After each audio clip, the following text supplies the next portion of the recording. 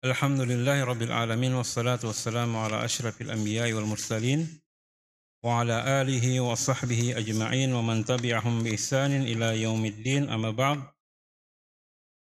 Bapak-bapak, ibu-ibu yang dirahmati Allah Subhanahu wa taala, alhamdulillah kita panjatkan syukur kepada Allah Subhanahu wa taala atas karunia nikmat dari Allah Subhanahu wa taala sampai detik ini, sampai saat ini kita masih diberi kesempatan oleh Allah Subhanahu wa taala kekuatan dan kemudahan untuk menjalankan rangkaian ibadah-ibadah pada bulan Ramadan yang penuh berkah ini. Bapak-bapak, ibu-ibu yang dirahmati Allah Subhanahu wa taala, pada kesempatan ini saya akan membacakan satu hadis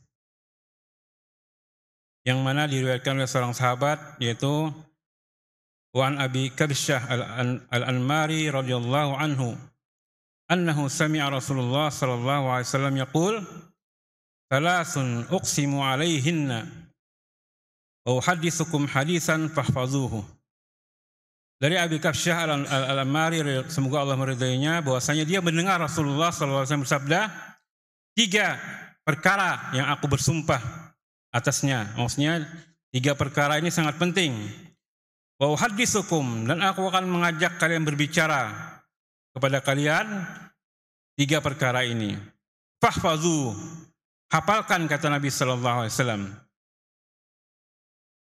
Nabi melanjutkan, qala ma naqasa malum 'abdin min sadaqah. Tidak akan berkurang harta seorang hamba karena dia bersedekah. Ini yang pertama.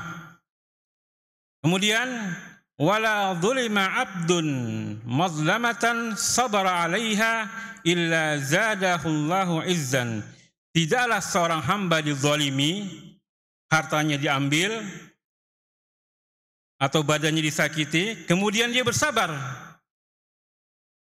atasnya, maka apa?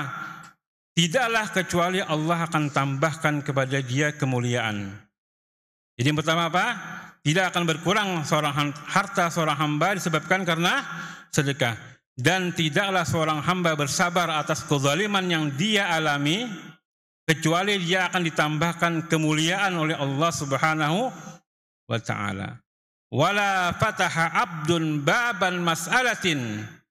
Ingat, yang ketiga, tidaklah seorang hamba membuka pintu meminta-minta kepada orang lain. Satu kali dia minta harta, uang pada orang lain, meminta, bukan diberi, tapi dia meminta.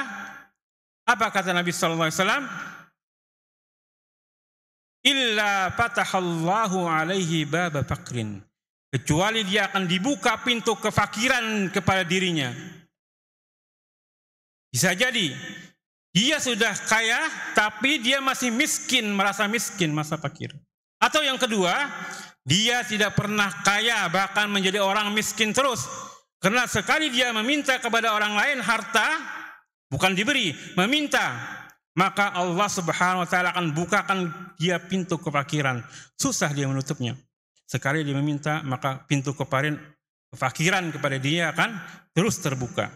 Oleh karena itu seorang muslim mempunyai kemuliaan. Kalau dia mau kaya jiwanya, kaya hartanya, jangan meminta kepada orang lain.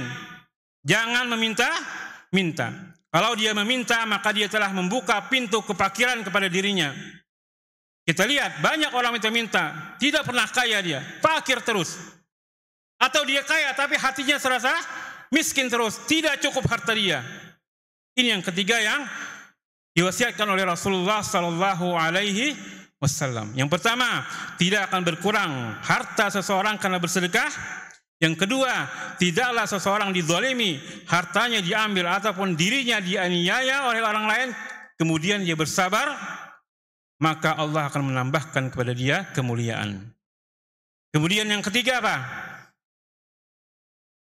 Jika seseorang meminta kepada orang yang harta, membuka pintu permintaan kepada orang lain, maka Allah akan bukakan pintu kefakiran kepada dia. dia tidak akan merasa kaya. Baik sudah banyak hartanya, tetapi dia hatinya miskin, atau dia tidak akan pernah menjadi orang kaya. Oleh karena itu, ingatlah, hafalkanlah 3 wasiat di Rasulullah SAW. Mudah-mudahan kita bisa mengamalkannya. Barakallahu fikum. Subhanakallah wa bihamdika. Asyhadu an la ilaha illa anta astaghfiruka wa atubu ilaik. Assalamualaikum warahmatullahi wabarakatuh.